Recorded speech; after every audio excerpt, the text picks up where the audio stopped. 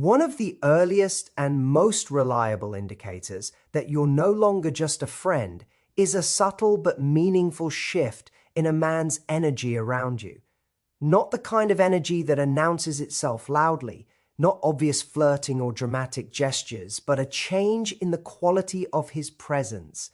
Psychologically, this matters because attention is one of the clearest expressions of value. Where a person directs their energy reveals what they care about long before they ever put words to it. When a man is simply friendly, his behavior is relaxed and evenly distributed. He shows up the same way with you as he does with others. But when attraction enters the picture, something changes.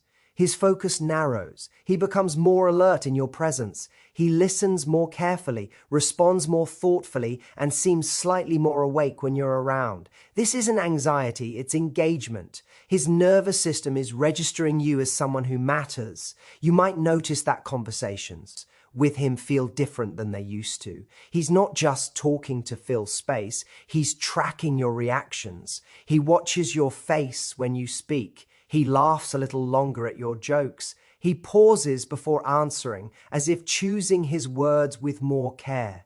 These pauses are important. Philosophically, they reflect the moment where impulse gives way to intention. He's no longer speaking automatically. He's considering how what he says might land with you.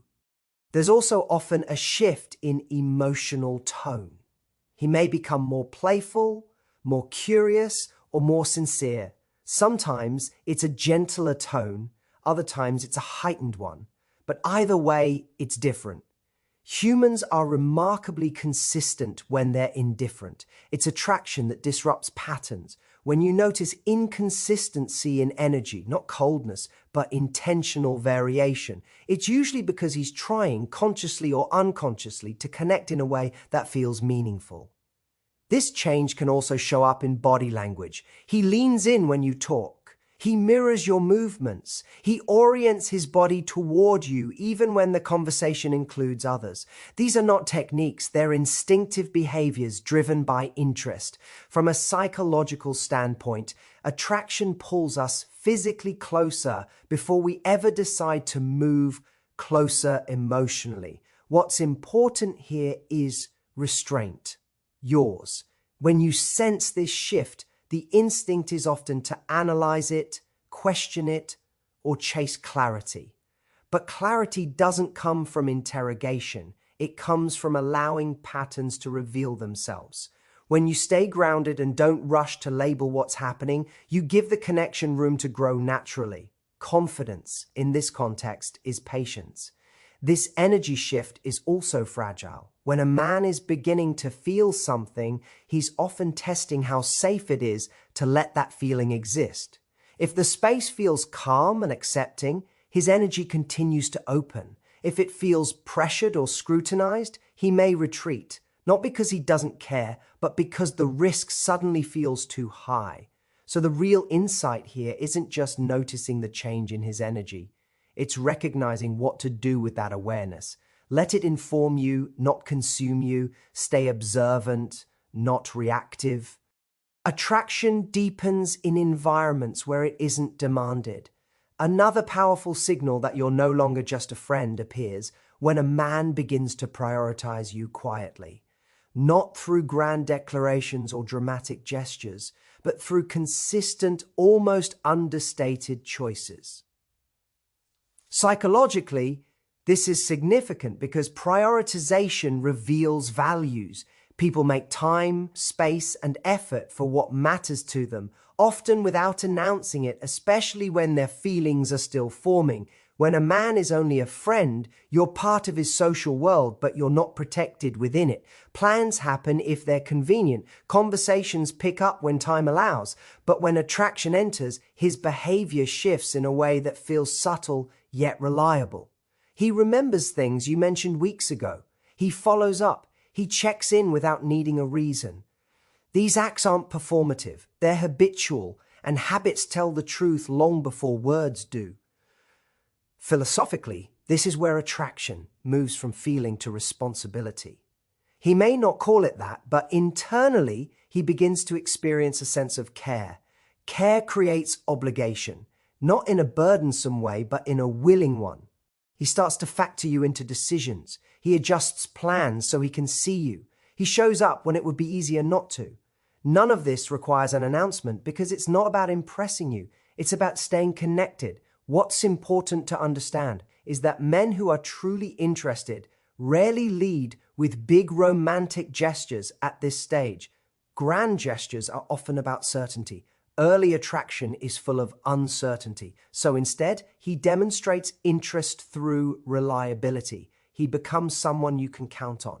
And psychologically, reliability is far more meaningful than intensity. Intensity can be excitement, reliability is intention forming. You may notice that he creates opportunities rather than asking for permission. He suggests meeting up in ways that feel natural. He includes you in his world without over-explaining why. He doesn't wait for you to initiate everything, nor does he overwhelm you. There's a balance to his effort that feels grounded. This balance is a key sign. You're not being chased, but you're also not being neglected. At this point, many people make a critical mistake. They try to test the effort. They pull away dramatically, delay responses intentionally, or create emotional puzzles to see if he'll step up. But attraction doesn't grow through games.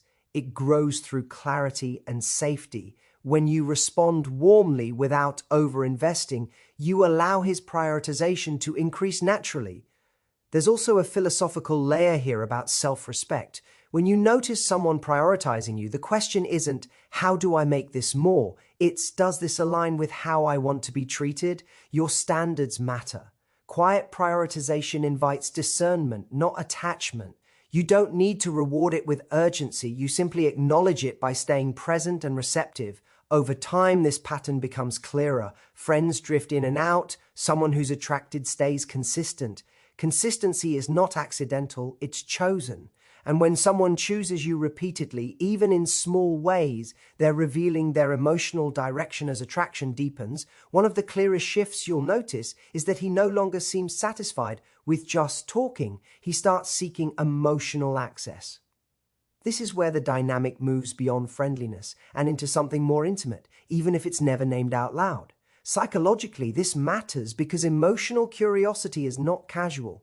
People don't ask deeper questions unless they care about the answers, and they don't listen closely unless those answers have the potential to matter to them. When a man is simply a friend, conversation often stays transactional or situational. You talk about work, mutual friends, current events. It's pleasant but contained. When attraction enters, the tone changes. He begins to ask how you feel, not just what you think. He wants to understand your perspective, your reactions, your inner world. He remembers emotional details, what stresses you, what excites you, what drains you. This isn't accidental, it's a form of investment. From a philosophical standpoint, this is the moment where another person begins to matter not just as a presence, but as a subject. He's no longer interacting with you as someone to pass time with. He's engaging with you as someone whose inner life he respects. That shift from interaction to attunement is one of the most telling signs that you're no longer just a friend. You may notice that he creates moments of emotional privacy. Even in group settings, he finds ways to check in with you one-on-one. He asks follow-up questions. He lingers on topics that reveal something personal. This behavior signals a desire for closeness that goes beyond social convenience. It's his way of saying, without saying it, I want to know you more deeply. There's also often a change in how he responds when you share something vulnerable. A friend might offer advice or reassurance quickly. A man who is attracted listens more slowly. He holds space. He validates your experience before trying to fix anything. Psychologically, this reflects empathy paired with attachment. He's not just reacting, he's relating. At this stage, it's important to recognize the difference between emotional curiosity and emotional dependency. Healthy attraction seeks understanding, not control. He's not interrogating you or demanding closeness. He's inviting it. The energy feels safe, not urgent. And your role is not to overshare prematurely, but to respond authentically. Emotional depth grows through reciprocity, not confession. Many people sabotage this stage by either shutting down or rushing ahead. Shutting down out of fear prevents the connection from deepening. Rushing ahead creates pressure that can overwhelm attraction before it stabilizes. The balance lies in presence, being open without being attached to outcomes. This is also where self-awareness becomes essential. Emotional access is powerful, and it should be met with discernment. Ask yourself not just whether he wants to know you, but whether you feel respected in the process. True interest honors boundaries as much as it seeks closeness. Over time, this emotional engagement becomes a pattern. He checks in when you're off. He celebrates your wins. He remembers emotional milestones. These are not the behaviors of someone keeping things casual. They're the behaviors of someone who is quietly moving closer. As feelings deepen, another sign quietly emerges. He begins to act protective, but not possessive. This distinction matters more than most people realize. Psychologically, protectiveness comes from care.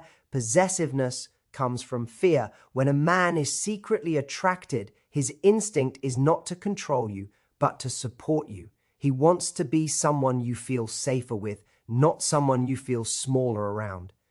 You might notice this in simple, almost unremarkable moments. He checks that you got home safely. He notices when you're uncomfortable in a situation and subtly helps shift it. He offers help without making you feel incapable. These behaviors don't announce attraction, but they reveal responsibility. From a philosophical perspective, responsibility is one of the earliest forms of love. Before desire becomes declaration, it becomes concern. What's interesting is that this protectiveness often shows up before romance is acknowledged. He may not label his feelings, but his actions already have. He pays attention to what affects you emotionally. If someone speaks dismissively to you, he remembers it. If something matters to you, it matters to him. This isn't about rescuing you. It's about alignment. He's orienting himself toward your well-being. There's also a social dimension to this. In group settings, he naturally includes you. He makes sure you're not left out of conversations. He acknowledges your presence without making it performative. These subtle social cues are powerful because they signal partnership before partnership is named. Humans evolved to signal attachment long before they verbalized it. However, healthy protectiveness never limits your freedom. He doesn't discourage your independence or question your choices. In fact, he respects your autonomy. Psychologically, this is crucial. Attraction rooted in security supports growth. Attraction rooted in insecurity restricts it. When his care expands your world rather than shrinking it, you're seeing a sign of genuine interest. This is where many people misinterpret signals. They expect attraction to look dramatic. Jealous reactions, territorial behavior, emotional intensity. But true attraction, especially the kind that has long-term potential, is quieter. It shows up as steadiness, as consistency, as a calm willingness to stand with you rather than stand over you. Your response here matters deeply. When you acknowledge his care without becoming dependent on it, you create a dynamic of mutual respect. Gratitude strengthens connection, entitlement weakens it. You don't need to test his protectiveness or provoke jealousy to confirm it. If it's real, it will remain even when unchallenged. There's also an important internal check for you. Do you feel calmer around him? Do you feel more yourself? Attraction that's healthy doesn't create anxiety, it creates EA. When someone's care feels grounding rather than consuming, that's not coincidence, that's compatibility. Over time, this protectiveness becomes part of how he shows up consistently. He notices patterns, he anticipates needs, he supports without being asked. These behaviors are difficult to fake and impossible to sustain without real feeling. As attraction continues to grow, it often reaches a point where it can no longer stay entirely hidden. This is where you'll notice him testing the emotional waters, not with bold declarations, but with small strategic moments designed to gather information. Psychologically, this makes perfect sense. When someone feels something but isn't yet sure it's safe to express, they look for feedback. They want to know, is this wanted? Is this reciprocated? Is there space for more? You might notice light flirting that feels different from casual banter. It's not constant and it's not overdone, but it's intentional. A slightly longer look, a playful comment with an edge of sincerity, a joke that subtly places the two of you in a what-if scenario. These moments are emotional feelers, ways of exploring possibility without committing to vulnerability all at once. Another common test appears when other men enter the conversation. He may not interrogate you, but his attention sharpens. He asks questions, listens closely, or reacts more strongly than the situation seems to require. This isn't insecurity, it's information seeking. From a psychological standpoint, attraction increases sensitivity to potential loss. When he cares, the idea of competition becomes emotionally relevant. You might also see him experiment with emotional proximity. He may share something personal, then watch how you respond. Does he receive warmth, curiosity, and respect, or indifference? Your reaction becomes data.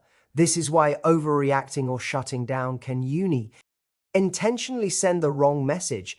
Emotional tests aren't requests for reassurance, they're invitations for connection. What's crucial here is understanding that these tests are not manipulative, they're human. Vulnerability is risky, and most people approach it incrementally. The problem arises when we interpret these moments as immaturity or mixed signals rather than what they often are, a person trying to move closer while protecting themselves from rejection. Your role during this stage is not to overanalyze or escalate prematurely. It's to stay present and responsive without forcing clarity. Warmth without pressure is the most powerful response. When you meet his tests with calm confidence, neither chasing nor withdrawing, you create an environment where honesty feels safer. There's also a philosophical lesson here about attraction and courage. Desire alone doesn't lead to action. Safety does. People move toward what feels welcoming. When you maintain your self-worth and don't hinge your emotional state on his next move, you paradoxically make it easier for him to take a real step forward. At the same time, discernment matters. Testing the waters should progress. If someone stays in this phase indefinitely, constantly hinting, never acting, that's not attraction growing, that's fear stagnating. Healthy interest eventually turns into clarity. So ask yourself not just whether he's testing, but whether he's advancing. Is each interaction building on the last? Is the emotional space deepening? Attraction reveals itself in movement, not circles. The final sign that you're no longer just a friend is often the most uncomfortable and the most honest. He struggles to treat you neutrally. There's a tension in his behavior, a subtle inconsistency that didn't exist before. This isn't confusion about who you are to him, it's conflict between what he feels and what he's allowing himself to express. Psychologically, this is what happens when attraction outgrows the container it's been placed in. You may notice moments where he's unusually close, warm, or engaged, followed by moments of distance. Not coldness, but restraint. This push and pull isn't a game, it's regulation. He's trying to manage feelings that no longer fit neatly into the friend category. Philosophically, humans seek coherence. When our inner experience contradicts our outward role, discomfort appears. That discomfort often shows up as inconsistency. What's important is that this inconsistency is emotionally directional. He doesn't drift away permanently. He comes back. He re-engages. He finds reasons to reconnect. Friends who lose interest fade. Men who are emotionally conflicted orbit. They hover not because they want attention, but because they haven't resolved what you mean to them yet. You might see this tension when he reacts more strongly than expected to emotional moments. If you pull back, he notices. If you grow distant, he feels it. If you talk about someone else, his energy shifts. These reactions reveal emotional attachment trying to stay hidden. Indifference doesn't react, investment does. This stage is where many people make their biggest mistake. They try to force resolution. They demand clarity, push for labels, or emotionally confront the tension. But clarity can't be extracted. It has to be chosen. When you pressure someone who is still internally negotiating their feelings, you don't speed up the process, you shut it down. Your power here lies in steadiness. When you remain consistent, self-respecting, and emotionally regulated, you allow him to feel the contrast between peace and distance. That contrast does the work for you. Psychologically, people are drawn toward what feels emotionally coherent. If being close to you feels grounded and being distant feels empty, the decision begins to make itself. This is also the moment for discernment. Emotional struggle is not the same as emotional availability. A man who is truly moving towards something will resolve this tension over time. He will stop oscillating and start choosing. A man who stays stuck here indefinitely is not undecided. He's avoiding risk. Attraction without courage leads nowhere. Ask yourself not, does he feel something, but is he becoming more consistent? Feelings are common. Direction is rare. You deserve movement, not ambiguity disguised as depth. Philosophically, this final sign teaches a powerful lesson. Attraction is revealed not by intensity, but by integration. When someone integrates how they feel with how they act, connection becomes possible. Until then, tension remains.